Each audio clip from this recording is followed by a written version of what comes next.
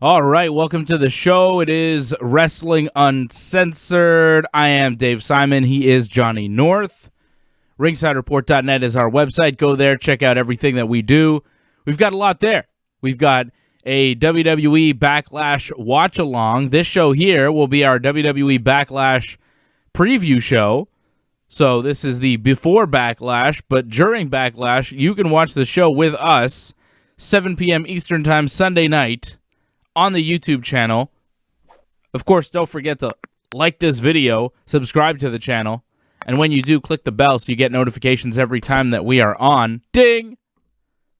There's the bell. And we're going to be on for WWE Backlash, doing the whole watch-along. It's going to be a good time. Hopefully, we recapped the greatest matches in Backlash history on Dave and Johnny Live this week. You can check that out on our website, RingsideReport.net. That was a lot of fun, going back in Backlash past. And we both agreed that Randy Orton had the greatest match in the history of this event. Randy Orton versus Cactus Jack, a Backlash classic from 2004. That was our consensus number one greatest Backlash match of all time. I wonder if Randy will be able to top it here in the greatest match ever versus the Rated R superstar, Edge. Randy Edge on this card here, Backlash. Drew McIntyre defending the WWE Championship against Roberto Lashley. Braun Strowman defending the Universal title against The Miz and John Morrison. And you say, well, how can a singles title be defended against two men? You are correct. Asuka defending the Raw Women's title against Nia Jax. Jeff Hardy going one-on-one with Sheamus. Things got real personal with Hardy and Sheamus this week on SmackDown. Bayley and Sasha Banks, the newly crowned Women's Tag Team Champions. Second time they hold those titles. They will defend in a triple threat against Alexa Bliss, Nikki Cross, and the Iconics. And Apollo Crews defending the United States Championship against Andrade. And I assume something else will be on this card. No Seth Rollins? I feel like Seth Rollins is such a big part of Raw. We have to sit through so much of Seth Rollins and the Monday Night Messiah and his sacrifice of Rey Mysterio. How come that match isn't happening on this pay-per-view?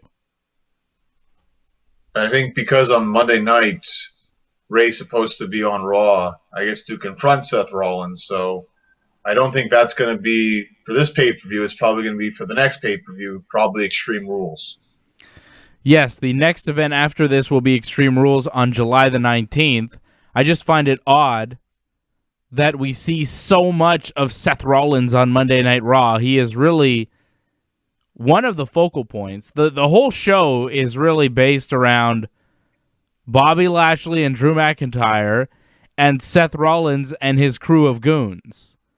And then you have a little bit of Asuka and Charlotte sprinkled in there. Asuka was double booked on Raw this week. Asuka and Charlotte both worked twice this week. First, opening the show with a promo, Sasha Banks and Bayley, the Iconics, a whole big promo there.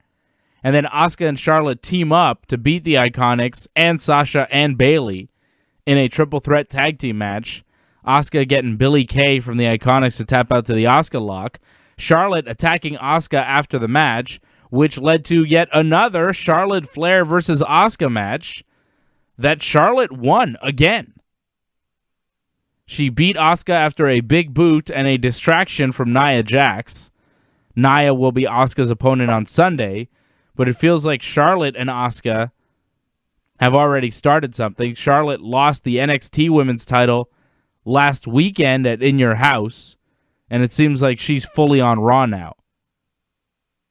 But Charlotte Flair, not at Backlash, not booked. Seth Rollins, not booked.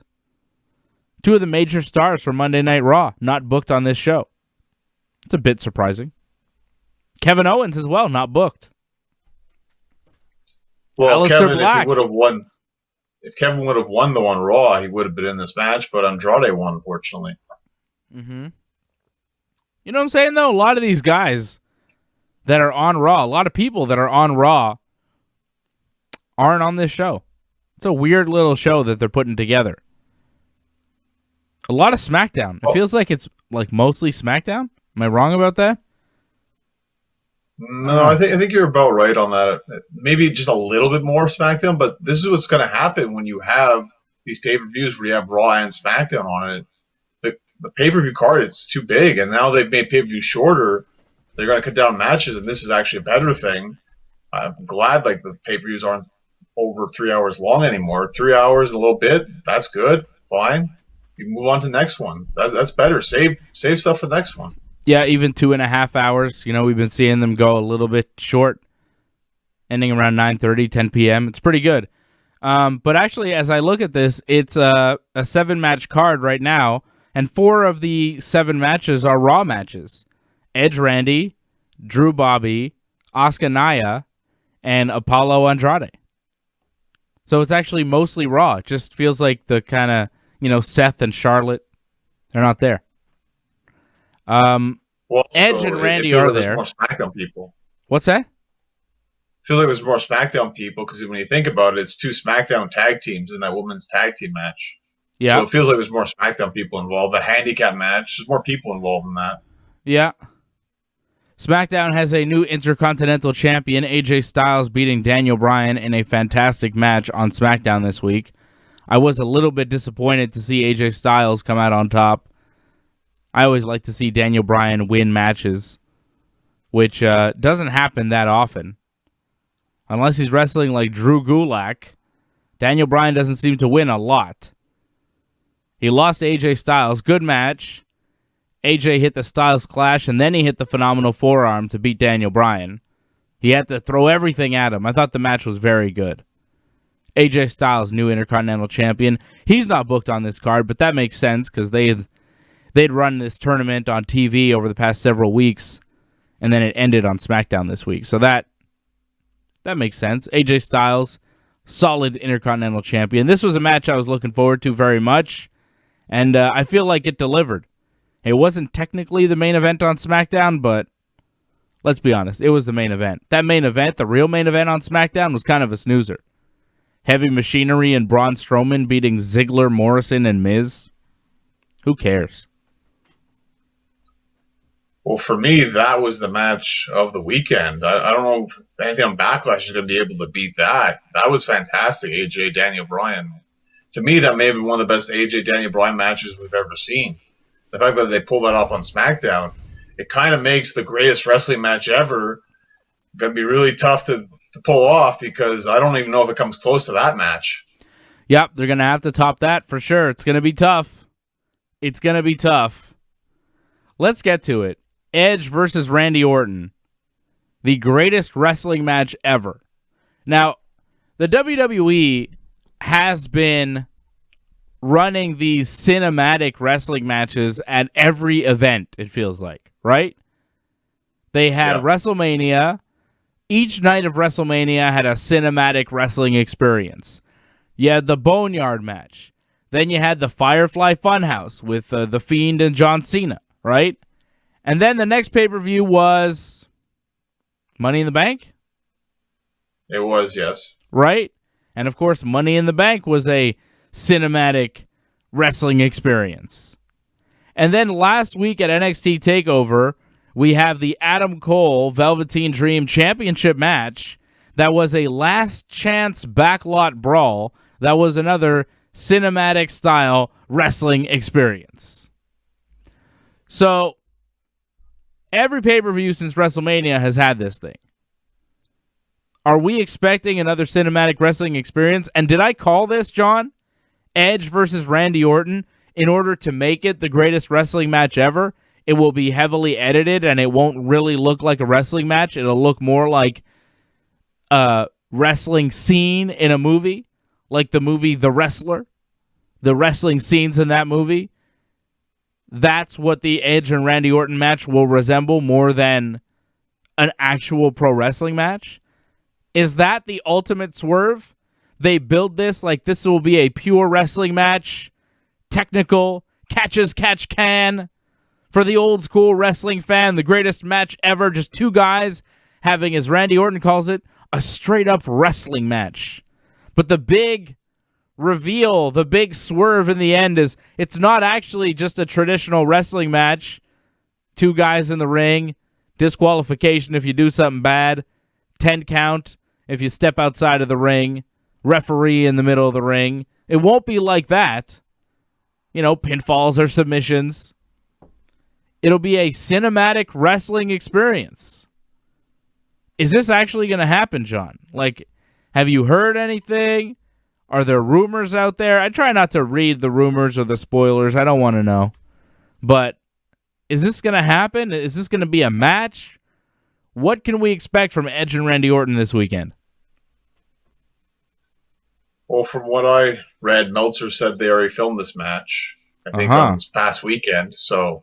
And apparently the match was very good, whatever that means. So we'll find out Sunday. I mean, there's no word if this was actually filmed to be a movie kind of match, but I wouldn't be surprised because it seems like all their pay-per-views have a movie kind of match, and I don't see anything else on this card being like that. So it makes the most sense to have this as a movie match, because if this is going to be special, it needs to have that movie kind of environment, I think. I don't know, man. I don't know what this is going to be. We'll see. I look forward to watching this match with everybody on the watch-along. It's hard to know what to expect here. Their match at WrestleMania was not very good. I didn't like it. But you know that they're both great wrestlers with the ability to do great things. So it's possible that they pull off this incredible match. I hope they do. I really hope that they have a great match. Greatest match of all time, I think, is a little bit crazy. I mean, come on. It's too much pressure to put on people. It's ridiculous. Everybody knows it's a joke, but maybe they'll have a really good match and we'll all forget about how it was billed. Now, I think some of the promos leading into this have been very good. Now, I want to play you a little bit of a promo on Raw this week that was very good, and then I'll play you a promo on Raw this week that was very bad. Both about this Edge Randy Orton greatest match ever. Now, here is Christian. Christian was hosting Edge on the Peep Show on Raw this week. Of course, Edge and Christian, a great tag team, lifelong friends. Here's Christian talking to his friend Edge, telling him, you can't have self-doubt. You can't be worried about Randy. You got to go in there and be the old Edge, the guy that we all know, the world champion. Here's Christian. Excuses. That's what I'm hearing right now. Excuses.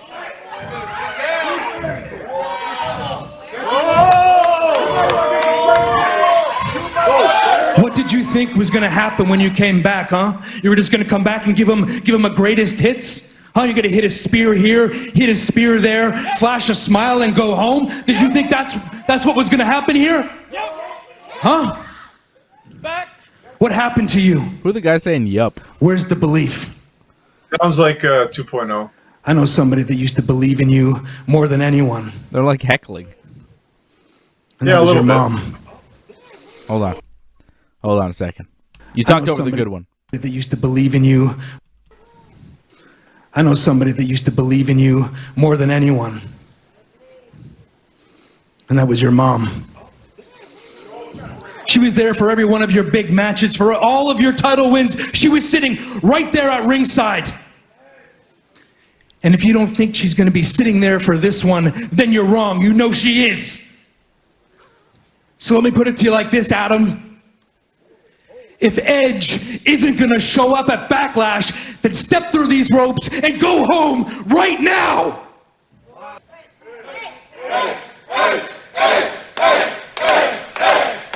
That's what I was looking for. That's what I was looking for. Edge got emotional there. I mean, you could tell, Christian is talking about his mother, Edge's mother, who'd passed away, and how she used to be at all of his big matches, and he really fired Edge up, called him Adam, his real name. And you could tell, Edge was getting emotional there. The tears were coming out. It was powerful stuff here. There's those eyes. We believe in you. We saw something at WrestleMania. We saw something that you've never done before. When you locked Randy Orton, he's never seen it either. When you locked him in that submission, you put him down. You have the anti-venom. Because he's a Viper. Get it? The anti-venom. We have confidence in you. We think you can do this. We think you're as good now as you've ever been. We think you can win. We think you can have the greatest wrestling match ever. All right, so there's Christian talking to his good friend Edge, and I like that at the end. You know, we think you can do this. We think you can have the greatest wrestling match ever. He's talking about, you know, Edge's fans. I'm an Edge fan. I think that he can do this. I think he's still capable of having one of the greatest matches of all time. I believe in Edge. I was super disappointed with what I saw at WrestleMania. I was expecting way more. It didn't work. But this is round 2. This is the redemption. This is an important match, and that's why it kind of bothers me that they're calling this the greatest match of all time, that they have put this pressure on Edge. The guy, you don't think he had enough pressure coming back in an empty arena for his big comeback match at WrestleMania against Randy? So much pressure, so much build for that match. It doesn't really live up to the expectations. And then the rematch, where he's got to come back and redeem himself and show that he's still got it, that he can still be an effective performer in pro wrestling for real. The rematch they call the greatest match ever. It's a lot of pressure on Edge, man. I feel for him. I really do. And I thought that promo from Christian was excellent. Well, it's just nice that they're actually playing up to the gimmick of the match now, because before they were kind of ignoring it. This week they finally acknowledged it, and they played up to it very well with having Christian come out there and psyching up Edge and getting him all riled up for this match. And you actually kind of care about this match a little bit more, because now they are going to try to live up to being the greatest wrestling match ever. I mean, I don't think it will be, but I definitely think they'll try to have the best match they could possibly have, and that's really all you can ask for. I think it'll be the best match at Backlash. I question that as well, but we'll wait and see. Really? What'll be better? I think Andrade, Apollo Crews, they've had some very good matches. That could be the best match. It could be. That's the only one that has a chance of being better, though, right? Maybe Jeff Hardy and Sheamus? Well, they'd have to let Jeff do a lot of things. If that was no DQ, then I'd say yeah. But straight up, I don't think so. Yeah, well, that's it. So I think Edge and Randy will probably steal the show at Backlash just because the rest of the card is so weak. Right? Well, you also never know what they just randomly add to the card as well. I mean, if Kevin Owens gets randomly added to the card, he could do pretty well, I think. I don't know. With no build, it doesn't really matter. I think Edge and Randy will wind up being match of the night at Backlash just because they don't have that much competition. Here's a terrible promo that Kurt Angle read, and you can tell that he's reading. This promo about the greatest match ever on Raw from Kurt Angle. This was sad. WWE Universe, this is your Olympic hero, Kurt Angle. Any promo that starts with WWE Universe, this is your Olympic hero, Kurt Angle, you know it's not going to go well. I've been asked to give my opinion on who is going to win the greatest wrestling match ever between Edge and Randy Orton this Sunday at Backlash. And like Ric Flair and Shawn Michaels, I know a thing or two about competing in a great wrestling match. And like Ric Flair and Shawn Michaels, I know a thing or two about competing in a great wrestling match. You can see him reading. It's so bad, it's not even close to being in his own words. It's terrible. I've always believed a lot of things go into a great wrestling match, but I think chemistry might be the most important. It's hard to explain, but sometimes all you have to do is step in the ring with someone, and just like that, you guys are on the same page. And don't forget, kids, to drink your milk, say your prayers, and eat your vitamins. This has been a public service announcement by your Olympic hero, Kurt Angle. Thank you, WWE Universe. to be fair, that reminded me of the first ever Kurt Angle. If you remember when Kurt first showed up, he was very much like this. So I thought that was a playback to that, I found. I mean, yes, it was very obvious he was reading something, but I thought him playing that character was more the original Kurt Angle. Don't try to play this off his character. This is just a bad written promo that he read with no emotion that they put on TV because why not? It was bad, John. Come on. It was clearly a written promo. It was not very good, but hey, it's Kurt Angle. What are you going to do? Christian cut a good promo, and Edge and Randy Orton will do battle at Backlash. I think Edge is going to win again. How about that? Yeah, he could. I think Randy's going to win, though, because I feel, Edge won the first one, then Randy's going to win this one, so then they'll have the rubber match. So I think that's what they'll probably do. That would make sense to give one back to Randy after WrestleMania, but I don't know. The story's been a lot about, can Edge do it? Does Edge believe in himself? Can he still wrestle? And if he loses, well, then he can't, and he should retire again, right? Like, hasn't that been the story? Like, if Edge can't do this, if he can't actually have a wrestling match with Randy, well, then he's no good anymore. That's basically been the story building up to this. So if he loses, well, then where does he go from there? Well, I feel it can all be saved as long as they have the greatest wrestling match ever. As long as it lives up to that, it doesn't really matter who wins or loses, I think. When did it start in pro wrestling or in the WWE where they acknowledged that, like, having a good wrestling match artistically is important? Because to me, it doesn't really make sense. Like, why is Edge concerned with having a great match that's given 5 stars by, like, Dave Meltzer? What's a great match? Isn't a great match one that lasts 2 seconds and you win? Shouldn't that be a great match for a professional wrestler? I don't understand this whole concept of, I have great matches. Saying this in your promo, I have great matches. Yeah, well, do you win? Because wrestling used to be about, winning and being champion and stuff like that. It didn't used to be about having 5-star classics. Because when you start talking about having great matches instead of winning matches, well, you're exposing the business as just fake. Well, we're performers. We're not wrestlers. We're performers. The matches are really performances, and we pride ourselves in having good performances. Right? It doesn't make sense in a wrestling promotion to be talking about a great wrestling match. Outside of the wrestling promotion, sure, the critics, guys like us, 100% great match. But in the promotion, why would a wrestler in kayfabe storyline ever actually care about having a great performance, a great match? Who cares?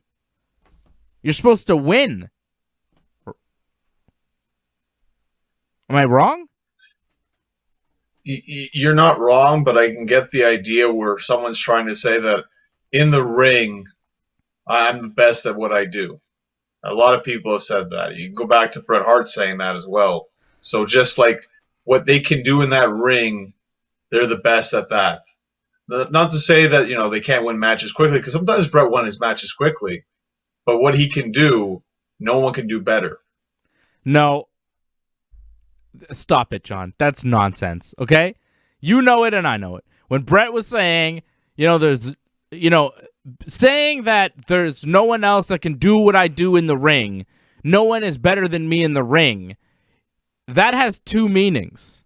The one meaning is the one you're saying where, it's a wink to the smart fan saying, I'm the best worker, I'm the best performer. But the other hand is saying, I'm the best wrestler in the ring. No one can do what I do in the ring because I am the very best. because I win matches because I'm the champion. You know, guys in the UFC can go out and say, no one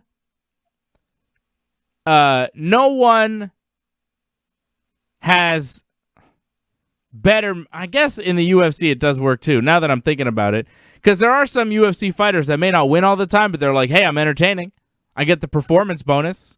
There is a performance bonus in the UFC. But generally in the UFC, guys could come out and say, you know, no one is better in the octagon than me. No one can do what I do in that cage. And they're saying, you know, my skills are the best and I beat people up the best. That's usually what they're saying.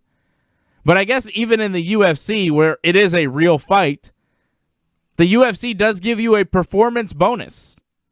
Like a fight of the night, right? Fight of the night is given to the winner and the loser. They get $50,000 usually for the winner and the loser of fight of the night because it's so entertaining. It's the performance of it. Even in a shoot context, right? So maybe I'm being too harsh on this whole greatest match ever thing because if I really think about it, they do it in the UFC.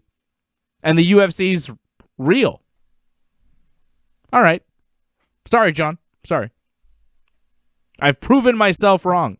I like when I do that. You didn't do anything. You proved nothing. I proved myself wrong there. Thank you.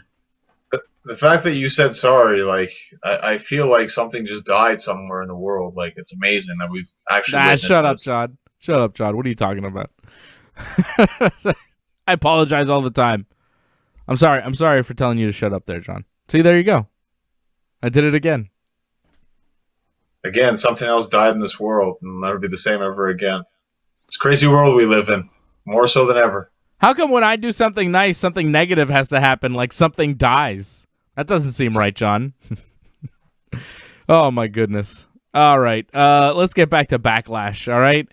Edge and Randy Orton, Drew McIntyre versus Bobby Lashley. Bobby's not winning the WWE title. Come on. They spent so much time on this. No one believes in Bobby. No one cares about this match.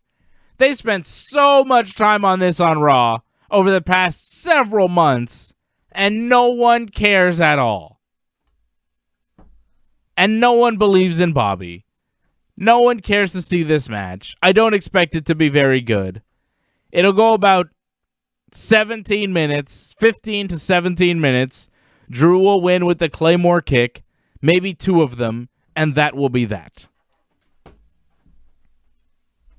I kind of hope you're right. I'm more concerned that this might drag for another pay-per-view if we get like a non-finish and we have to have another match. I worry that could happen. I want this actually to be one and done because I don't think this is going to get better if it drags on, but I feel like it could because I think Drew was supposed to feud with Jinder Mahal, but Jinder got injured again. So I don't know if they have anyone else in the meantime. So I could see him wrestle Bobby for a while, unfortunately. This stuff is bad. This stuff is so bad. And they're just making a mockery of everything. It's just, Raw is a joke. Raw is a gigantic joke. Their champion's a joke. Their main event is a joke. Everything is a joke. Their tag team division, if you could call it that, is a joke. Did you know that the Street Profits were the tag team champions on Raw? How dare they? How dare they be champions? These guys have been messing around, joking around. They did some kind of Olympics on Raw this week. So they've been bowling, they've been axe throwing, they've been golfing, mini putting, all sorts of things, all sorts of stupid basketball vignettes. All sorts of promos every single week on Raw. Street Profits versus Viking Raiders in a series of challenges. This week they do some kind of stupid Olympics. A 16-meter dash. Archery. A cup flip. Sword fighting. Hurdles. Dancing. Shot put. It just went on and on. They ate turkey legs. They pole vaulted. They did stupid comedy that wasn't funny. Who is enjoying this other than Vince McMahon? Who is enjoying the Street Profits Viking Raiders garbage comedy on Monday Night Raw. No one that watches or listens to Wrestling Uncensored, I assure you. Anybody out there in the Wrestling Uncensored universe actually enjoying the Street Profits, Viking, Raiders segments? And did you like the finish to it? Did you like the payoff? Because I sure didn't. So these guys, promos after promo, week after week, Street Profits, Viking, Raiders in opposition. And then, Drew McIntyre, the WWE Champion, sees them backstage. Mr. Hilarious Drew McIntyre sees the Viking Raiders. Just kind of makes fun of them. Tells them that there'll be turkey legs if they come out. And Ivar's all excited because he loves turkey legs because he's chubby. Get it? So, MVP then hosts the VIP lounge, and Drew McIntyre shows up and demands that Bobby Lashley show up, which he does. And Drew tells him that he's going to have to pry the title from his cold, dead hands. And MVP tries to attack Drew, but Drew is too smart, and he headbutts MVP because Drew McIntyre in 2020 is superhuman. Then the Viking Raiders arrive, and so do the Street Profits, together to help Drew McIntyre against two guys. Drew McIntyre had Bobby Lashley and MVP to deal with, and to back him up, he needed the Viking Raiders and the Street Profits. He needed to make it 5-on-2 for some reason. The Viking Raiders lose to Bobby Lashley and MVP in a match. Lashley putting his full Nelson on Ivar after the match. The Street Profits trying to pull Lashley off, but they can't, and then Drew McIntyre gets him off with a Claymore kick. So the Viking Raiders and the Street Profits for weeks run these terrible, terrible promos against each other. The Street Profits are the Raw Tag Team Champions. The Viking Raiders are the only other tag team on Raw. They're the only other male tag team on Raw. You would think that they would be the number one contenders for the tag team titles, especially after they're feuding with the Street Profits for months. But when they finally show up on TV, they're comedic lackeys, all of them, together for Drew McIntyre. That's what's wrong with the WWE in a nutshell. All that time, all that garbage, not even entertaining. It wasn't even fun along the way. And then the payoff is you're just jabronis for Drew McIntyre? You're his backup? He's making fun of you because you eat turkey legs? That's the payoff? Those are your Raw Tag Team Champions. I mean, no wonder the Revival left the WWE. It's ridiculous. There's no tag team division. It's an absolute joke. The other tag team on SmackDown, Miz and Morrison, they're going to be jobbed out by one man, Braun Strowman, at Backlash. Tag team wrestling is an absolute joke. Why even have tag team titles? What's the point?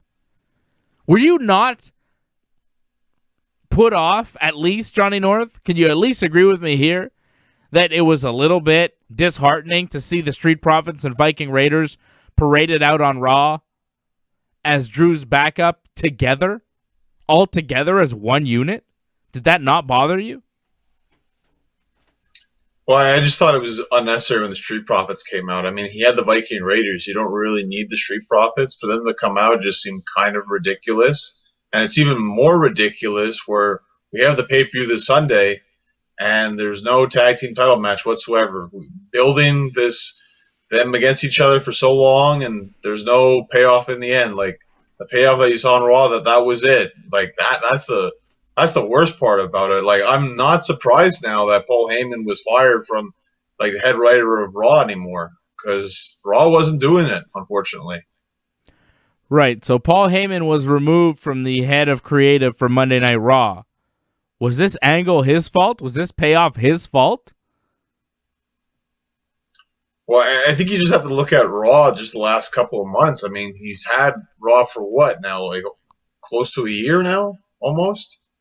And just to be fair, like there were some moments where it's been pretty good. He brought in some good new stars, but there have just been some Raws, and the ratings will tell you it's been really hard to watch. You know, because you've been watching. It's really hard to watch, and unfortunately, Heyman's the one who takes the heat for this. It's the worst show that I watch every week.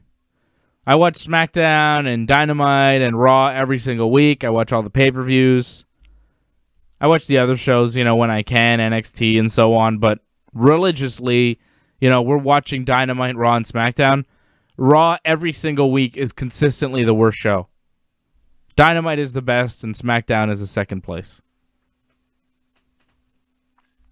And I get it. It's harder because of the pandemic. There's no more fans anymore. You have to make do with what you have. But still, despite that, Raw is still, the hardest show to watch. And I feel Raw was even hard to watch beforehand, too. Mm-hmm. Again, it's a marathon every week. And it's, grueling to watch sometimes.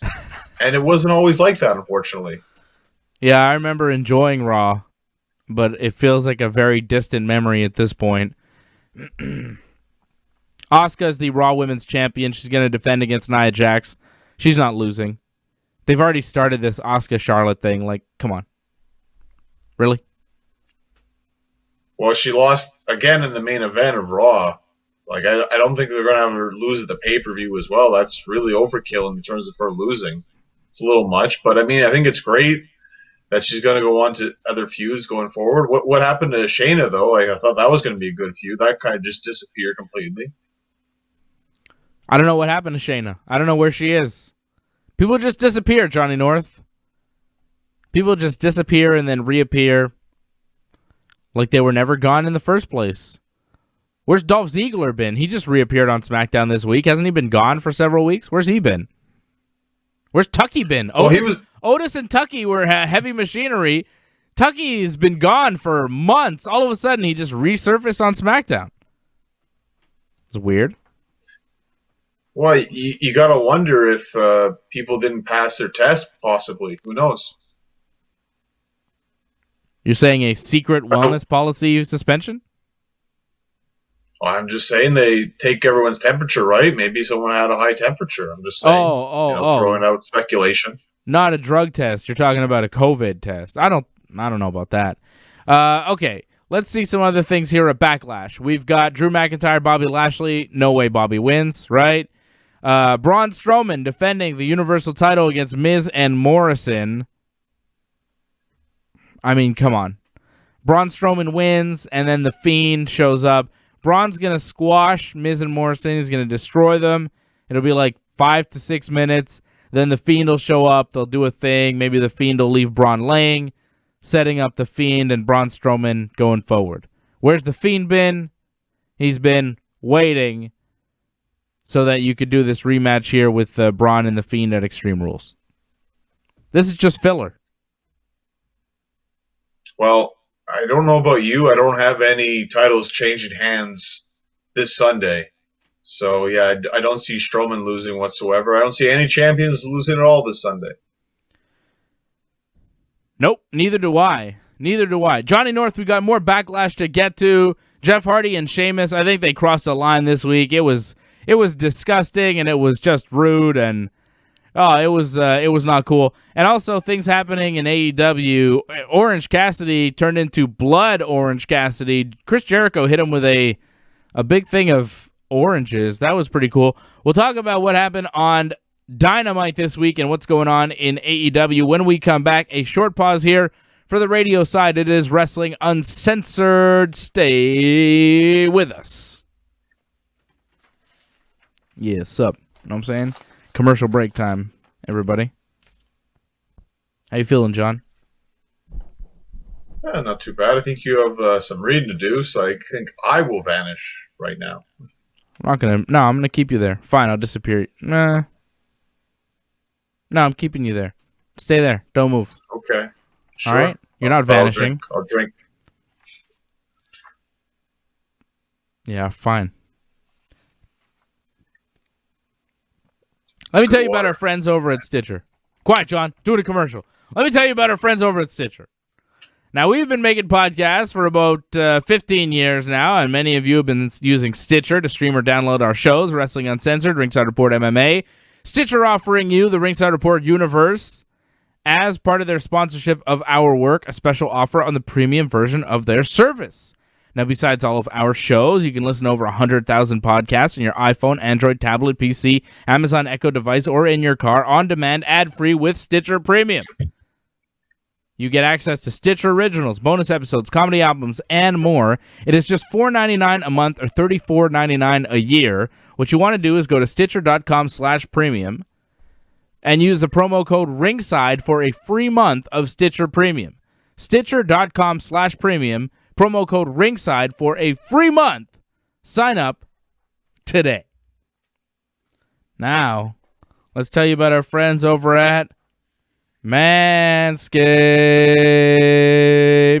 See that? I just manscaped you a little bit. I need a little touch up. Hear that? Yeah. Manscaped. This thing is fantastic. Let me tell you about the Manscaped Lawnmower 3.0. You need to get yourself a 3.0. It is fantastic. It is sleek. The design is very nice. Gets all those hard-to-reach places. It's got a little light there so you can see the nooks and crannies. Go to manscaped.com, promo code RINGSIDE20 for 20% off your order and free shipping. Manscaped.com, use the promo code RINGSIDE20 for 20% off your order plus free shipping on all your Manscaped products. You want the ball deodorant. You want the ball toner. You want all the great products that Manscaped offers. Your balls will thank you. You'll feel fresh. You'll feel new. You'll feel clean. You don't want all that hair bogging you down in the summertime. You don't want to get all sweaty and nasty. Manscape yourself up. Let me tell you, everything is better when you are Manscaped. I recently did a full Manscape with my 3.0. Tremendous. Feeling good. Feeling sleek. Aerodynamic, baby. Johnny North, you love it. You're a Manscaped man. Well, again, like not only can you do your ball sack, but you can also get those hairs that are in your penis as well. I mean, it really gets all those hard to get places. Those places you never thought you'd want to get to, and you can finally do it. Johnny North never thought he'd want to get to those places, but now he's getting there, and he feels so good about it. He feels so good, and you will too. Manscaped.com, promo code RINGSIDE20. Manscaped.com, promo code RINGSIDE20 for 20% off your order plus free shipping. Also, you want to protect yourself on the internet. Do not get caught. Do not get hacked. Do not get messed around with. You need a VPN. You need IPVanish. A lot of hackers are out there trying to get you. Do not get got. Go to vpn.ringsidereport.net. vpn.ringsidereport.net. And right now, through the month of June, they are offering a $5 monthly charge, a permanent discount, a 59% discount that will go on forever. So if you sign up in June, it's $5 a month for as long as you want, for as long as you stay signed up with IPVanish. A permanent discount is something that does not come on very often, especially for a great product like IPVanish. So go to vpn.ringsidereport.net right now. Support yourself. Protect yourself. Support the Ringside Report universe. Support the network. Go to vpn.ringsidereport.net. Get IPVanish today. And now, back to the show. All right. Welcome back. It is Wrestling Uncensored. I am Dave Simon. He is Johnny North. We are here on your radio. We are on your podcast, wherever you get your podcasts. iTunes or Apple. I don't think it's iTunes anymore, right? It's Apple Podcast, right? Google Play. TuneIn for sure. TuneIn, Google, Stitcher, all the places, Spotify, wherever you get your podcasts, the Ringside Report Network is there. We've got Ringside Report MMA. We've got Wrestling Uncensored. We've got all the things. Listen to the podcast. Go to ringsidereport.net, our official website. All of our shows are available on video as well. If you're watching this show, hello? If you're listening to this show, hello. But you could also watch this show at ringsidereport.net. We're doing a watch-along for Backlash, 7 p.m. when the pay-per-view starts. You watch that pay-per-view with us on YouTube. We talk, we have a good time, we party for WWE Backlash. Before we get to AEW, I want to wrap up a little bit of that Backlash talk. Jeff Hardy and Sheamus will be going one-on-one. It got really weird on SmackDown this week. Sheamus and Jeff Hardy in the ring for a contract signing. Sheamus comes out with a doctor, Dr. Kirschenbaum, which I was just like, who came up with that name? Really?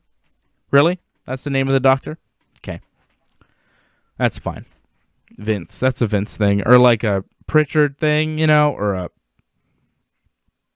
Anyways, I don't want to go too far into that, but I felt like that doctor was named, I don't know. It rubbed me the wrong way, the name of the doctor. Anyways, so Sheamus, you know what I'm saying, John? Seems a bit...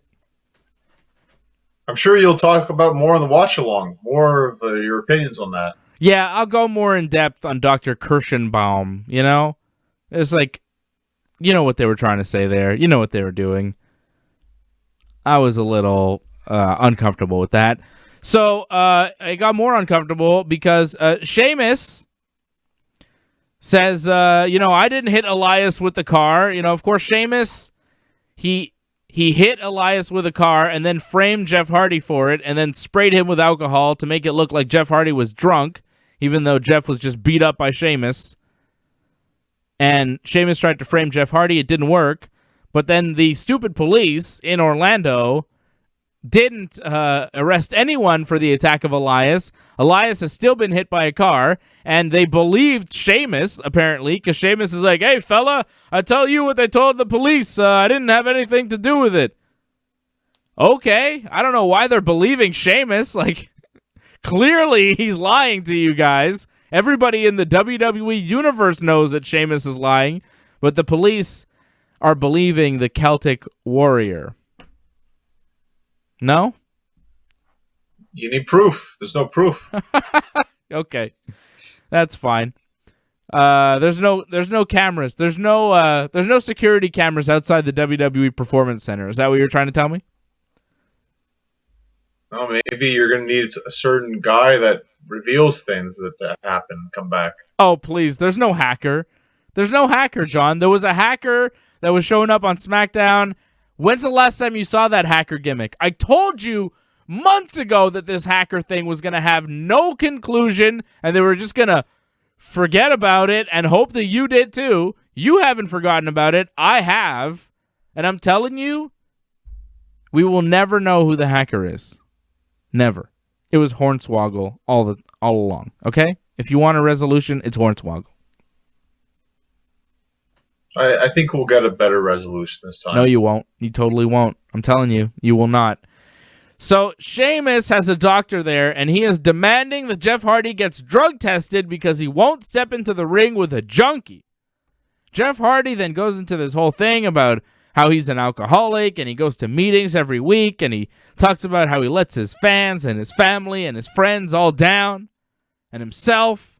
And it got really, personal there for Jeff Hardy. Do they have to do this? Do they have to pick and prod at Jeff Hardy's real, personal demons, problems with drugs and alcohol that he struggled with his entire life? Do you have to make that a storyline again with Jeff Hardy? When they did it 10 years ago with CM Punk, it made sense because CM Punk was the straight-edge anti-drug guy. It was kind of his gimmick to do that anyways. So with Hardy, it was kind of like, well, we kind of have to. But Sheamus is just being a jerk. And I don't think they need to be doing this to Jeff Hardy. I think it's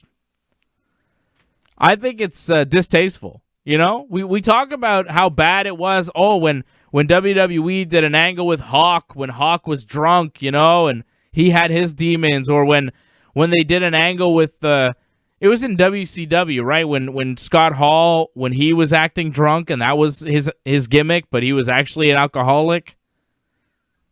Yeah.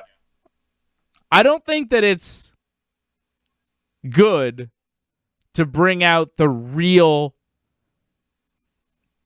drug and alcohol problems that these guys have. I think that's crossing a line that they shouldn't cross.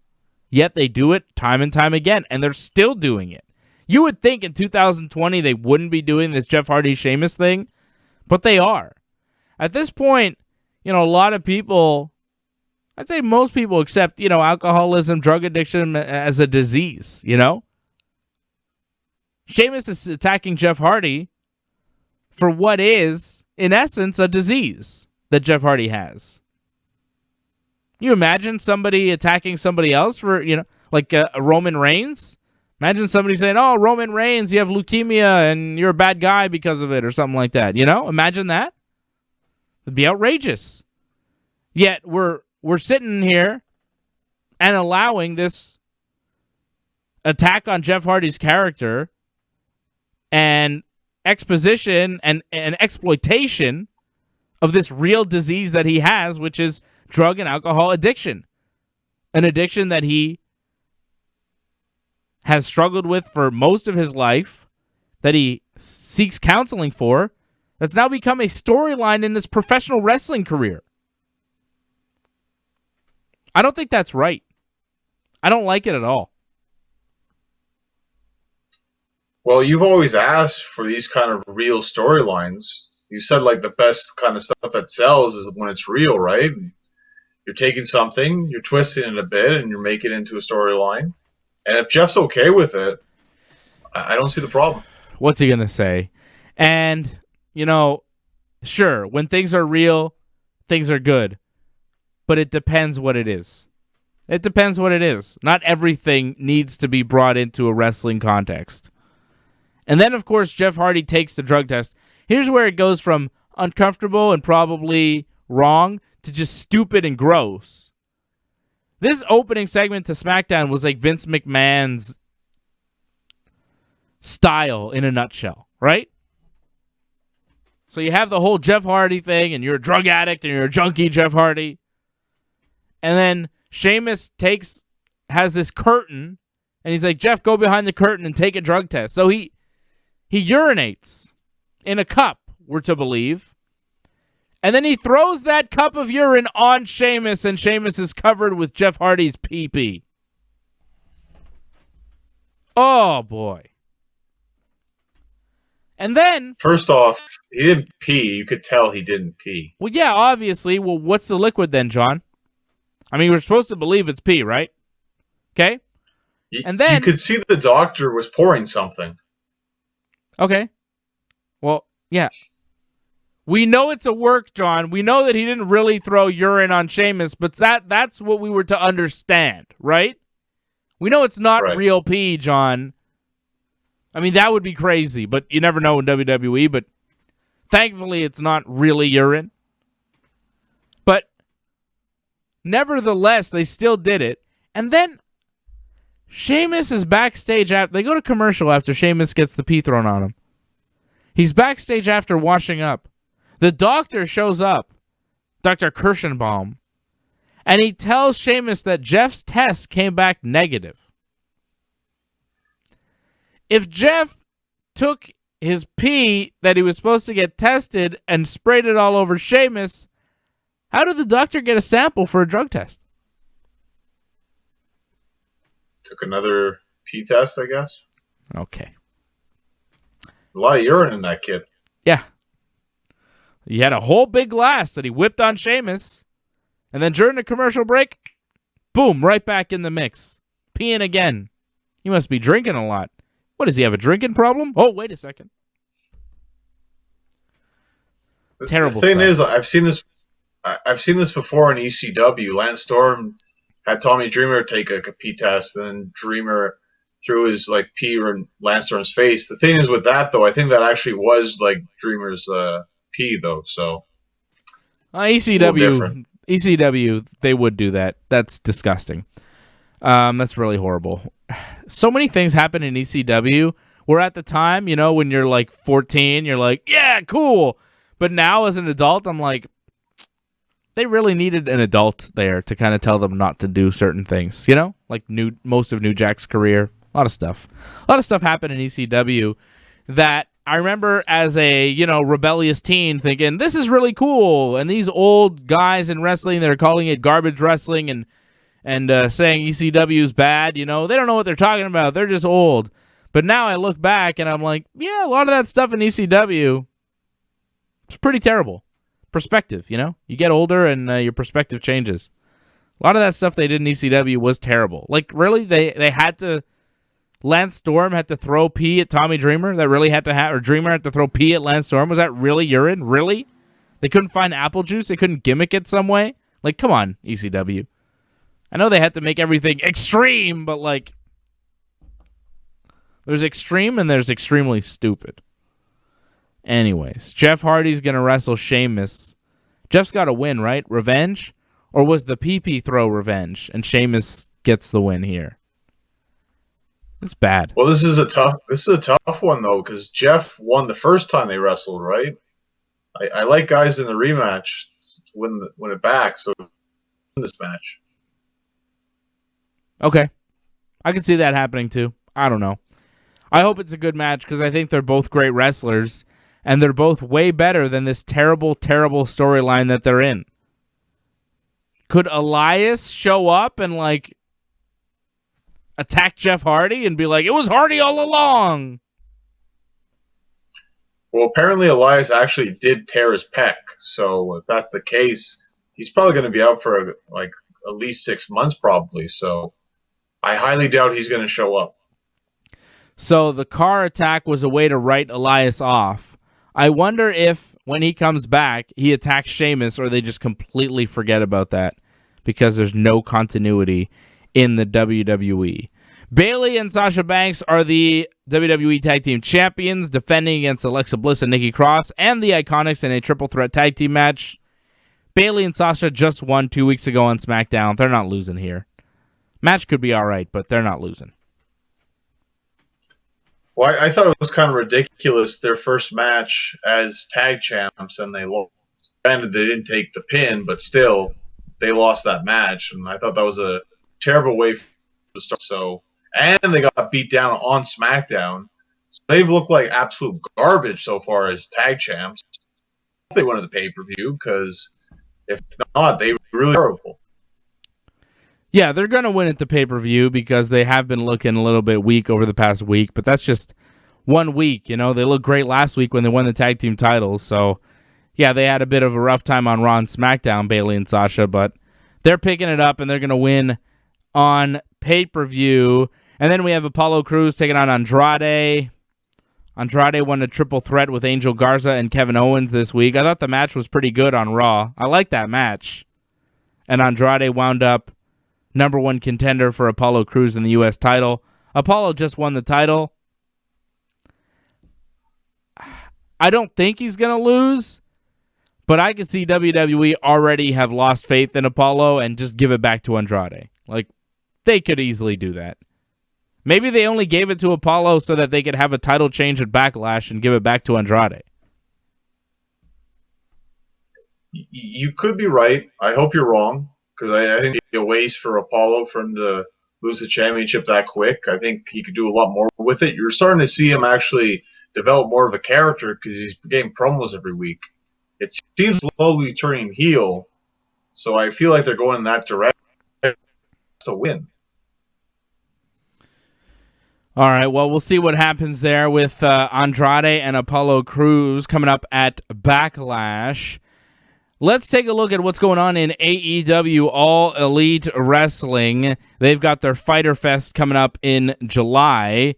The Revival, FTR. They made their debut on Dynamite this week, beating the Butcher and the Blade. Decent match. Felt like a lot of moves and not much of a story to me. Kind of like really fast-paced. I couldn't really get into it. Stuff was happening, but it didn't draw me in. I wasn't thrilled with that match. For me, this was the best match until I saw AJ and Daniel Bryan. I thought there was a lot of good storytelling. I liked a lot of the fake injury stuff they were doing. a lot of the quick tags in and out. Like, they actually made it a tag team match where tags actually meant something and people didn't come in and just did whatever they wanted. I thought it was a fantastic start to Dynamite. It's just afterwards, you completely ruined it with that women's tag match afterwards that completely destroyed the rules of tag team wrestling. So what was the point of that? I don't know. I didn't hate that match. I thought it was all right. I thought both matches were okay. I wasn't blown away by either match. I wasn't super offended by either match either. I didn't have much feeling for anything there. Penelope Ford and Nyla Rose beating Hikaru Shida and Chris Statlander. Ford hitting Shida with a fisherman suplex for the win after an illegal shot with the belt. They are setting up Penelope Ford for a match with Hikaru Shida. Seems like that'll be the Fyter Fest match for the AEW women's title. As far as the Revival, or FTR as they're known now, I thought their promo there was good. The Young Bucks promo was really good too. Talking about how they've been carrying tag team wrestling on their backs for a decade and a half, and they're the best team in AEW. I like that stuff. I don't really understand what the deal is with Butcher and the Blade. I feel like AEW doesn't know how to debut people and keep them strong. Like, Butcher and the Blade came in, they attacked Cody Rhodes. They were with MJF. Things were looking good for Butcher and the Blade. They had the Bunny. It was Butcher, the Blade, and the Bunny. But now the Bunny left Butcher and the Blade, and she's with QT Marshall. Why? Well, I asked her on Dark a couple of times, and she kind of just avoided the question. So it's kind of ridiculous because she's married. So it's really hard to believe in this stupid storyline with QT Marshall, who, for whatever reason, they're pushing him like crazy. I guess he's one of the trainers there. But, like, DDP gave him the diamond cutter, like, showed him how to do diamond cutter correctly. They're pushing him like crazy. It's unbelievable. So, for whatever reason, they're putting a lot of money into QT Marshall. And I think him and Dustin, they're getting the tag team title shot next week, so it's huge for them. Yeah, I don't understand what's going on in AEW. There's a lot of things going on in the company that I'm a little confused by. Allie, no longer the Bunny. She's married in real life to the Butcher or the Blade, right? The Blade. Not the Butcher, the Blade. But then she just leaves the Butcher and the Blade for no apparent reason. They don't look particularly good. You know, when your wife doesn't even want to be part of your tag team anymore and you're just getting jobbed out, it's not good for Butcher and the Blade. And then QT Marshall, like, I get it. You know, he's feuding, or he's teaming with Dustin Rhodes, and they're trying to do something there, but I mean, QT Marshall and Dustin Rhodes, why are they getting a shot against Kenny Omega and Hangman Page for the tag team titles? Whatever happened to the sport-based wrestling? Whatever happened to the rankings and the records meaning something? MJF cut a great promo this week talking about how he's been undefeated for over a year. He's ranked number 1 and not getting a title shot, but for some reason, like, Jungle Boy got a TNT title shot, and all these people are getting title shots. Meanwhile, MJF never loses. He's number 1 ranked, and he's getting nothing. And I was like, yeah, I agree with you, MJF. He's supposed to be a heel, but I'm kind of like, yeah, whatever happened to AEW sticking with the rankings and your record as far as wins and losses? That seemed to be a thing that they cared about in the first few months of the company.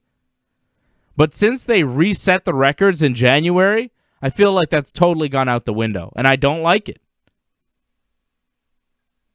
Well, I think the problem is you have to kind of watch Dark, because that's why Dustin and QT, they got the title shot, because they've been ranking up with those wins, granted against a bunch of, like, no-name tag teams, but still they got a bunch of wins.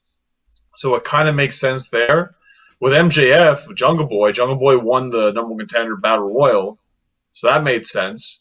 I mean, it sucks MJF didn't get a shot yet, but that's just too bad. Look, when you're filling Dynamite with a bunch of jabroni matches and Pineapple Pete and stuff like that, I'm not watching Dark. All right? Dark is supposed to be your jabroni show. When Dynamite has a bunch of jabronis on it, what am I watching Dark for? It's going to be even more jabronis. It's going to be worse. It's jabronis like QT Marshall beating jabronis that you've never heard of. QT Marshall's a jabroni. I don't know if you know this, John, but he's a jobber. He's a job guy for AEW. He's getting a little pushky right now, but like, you know, when AEW started, it's like if, who's that guy? Brandon, what's his name? Cutler? Right, the librarian, you know? They're job guys in AEW. But now there's like guys that are lower than them in the pecking order. I don't want to watch that. I don't want to watch Brandon Cutler beat a guy. That's ridiculous. It's not what I'm watching wrestling for. So, sorry, AEW Dark. Make Dynamite a little bit more high profile, and then I might watch Dark. I know you watch Dark, but not interested. I actually stopped watching Dark because for whatever reason they don't have the wrestler fans, and I'm like, I'm not going to watch any more of these matches without fans. So if they start doing that, I'm not watching Dark anymore. But I do keep up with the results, and I see that he wins over a bunch of nobodies, but still they're getting those wins up. Yeah, because there's no wrestling fans on Dark because all the people that are the fans for Dynamite, they're on Dark. They're the wrestlers. That's the roster. It's the fans. It's Pineapple Pete. Pineapple Pete is the AEW Dark Champion. I don't know if you knew that. He's a 24/7 Dark Champion. A Dark Champion's not a bad idea. I still think a 6-man tag team title is better for them in the future, but Dark's not bad too. No Dark title. That's ridiculous. AEW Dark Champion? You want to be the jobber champion of a company? That's ridiculous. It's a 24/7 title. It's stupid. Okay. Evil Udo and Stu Grayson finally showed up. They were allowed to cross the border from Canada into the U.S. They were there with the Beaver Boys and the Exalted One, Mr. Brody Lee, helping Colt Cabana back to his feet after Colt last lost to Sammy Guevara. I thought that match was solid. Colt looked confused but seemed to follow them backstage. Colt Cabana maybe joining the Dark Order. I liked seeing the Dark Order finally all together. With Brody Lee and like those job guys, didn't really work out. But Brody Lee, Uno, and Grayson, it looks like a real team. It looks like a real intimidating force. I thought that was a good visual. Well, when you think about it, if you add in those job guys, the Dark Order, that's a huge faction. It's probably the biggest faction of AEW. So, yeah, they could be a huge force. But I feel like this isn't going to be Colt against or Colt joining Dark Order. I think this might be Colt against the Dark Order at Fyter Fest. I think it might be Colt against Brody Lee. Yeah, that might be it. We'll see. I don't think Colt joins the Dark Order. I don't know, though. Somebody's going to have to join the Dark Order at some point. Somebody that means something. Could be Colt. Orange Cassidy and the Best Friends beat Proud and Powerful and Jake Hager. Orange got a nice little pin move on Ortiz for the win. Jericho was on commentary, and then he joined his Inner Circle buddies for a post-match beatdown on the Best Friends and Orange. Orange was bleeding pretty bad from like his ear. It looked pretty nasty. And then Jericho had a giant bag of oranges and left him beaten and bloodied. And Jericho says, "Blood Orange Cassidy has just been juiced." And I thought that was a great line. Great line. A great weapon for an object. The giant bag of oranges. When I saw Jericho pull that out, I was like, yeah, that hurts, man. You get hit with a big, 10-pound bag, 20-pound bag of oranges, that's going to hurt. And you saw the oranges, like some of them were like squished from the impact. It showed you that Jericho really smashed him with that big bag of oranges. That was good. I thought that was a good foreign object that, it's hard to find a foreign object in pro wrestling that I haven't seen before, but a giant bag of oranges to smash Orange Cassidy over the head with. Never seen that before. That was great. Well, I think it's fair to say now it's definitely going to be Orange Cassidy against Chris Jericho at Fyter Fest. Yeah, probably, which should be fun. Another win for Le Champion. Cody Rhodes got the win over Mark Quinn to retain the TNT title, and then Jake Hager showed up, went after Arn Anderson, and they had a big brawl. It was Private Party showing up to help, and Matt Hardy, and Santana Ortiz and Sammy Guevara, and they had a big old brawl to end the show. And then Cody told Jake Hager that it'll be Hager and Rhodes at Fyter Fest for the TNT Championship. So we know who Cody will face for the TNT Championship. And we also know that coming up on Dynamite this Wednesday, it'll be MJF versus Billy Gunn. Well, it's just Billy. He can't be Billy Gunn. Yeah, but he's Billy from the Gun Club, right? Correct. Yeah, okay. It's Billy Gunn. I could say Billy Gunn. Like, they can't say Cody Rhodes, but I call him Cody Rhodes so you know who I'm talking about, because just calling him Cody sounds a little dumb. QT Marshall and Dustin Rhodes taking on Kenny Omega and Hangman Page for the AEW Tag Team titles. That's coming up Wednesday night on Dynamite. And the Best Friends, Chucky T and Trent, will take on Le Sex Gods, Chris Jericho and Sammy Guevara. And the Fyter Fest Tag Team title shot is on the line. So the Best Friends have a title shot for the tag team belts at Fyter Fest, but if they lose to Jericho and Guevara, they lose that title shot, which could happen. I could see Jericho and Sammy going up against Kenny and Hangman at Fyter Fest. If not those guys, then who? Who will be... Like, what's the tag team title match? Really Best Friends against Kenny and Hangman? I don't know. I think Jericho and Guevara against Kenny and Hangman is more impactful. It makes sense with Jericho and Guevara, but Jericho is feuding with Orange Cassidy, and it seems like Guevara's feuding with Matt Hardy. So I think they're going to get screwed over somehow. They're not going to get the match. Best Friends not, they're going to get the shot. Yeah, they could do those singles matches on Dynamite. Doesn't have to be part of Fyter Fest. But I know what you're saying. Kip Sabian and Jimmy Havoc will wrestle the Young Bucks on Dynamite this week. When's the last time we saw the Young Bucks on Dynamite together? Wow, it's really been a very, very long time. Right? I guess before COVID, I guess, yeah. Yeah, pre-pandemic, man. It's been a long time since the Bucks have been in action on Dynamite. I'm excited. The Bucks taking on Sabian and Havoc. And that's what's coming up this week in AEW. Don't forget, WWE Backlash. Watch Backlash with us, 7 p.m. Sunday night. 7 p.m. when Backlash starts, we will be on YouTube. YouTube.com/ringsidereport.net. Go to our website, ringsidereport.net. The video will be right there on the front page. We make it real easy for you. You can watch the WWE Backlash. Watch along with us. Watch the show with us. Comment along with us. Super chat with us.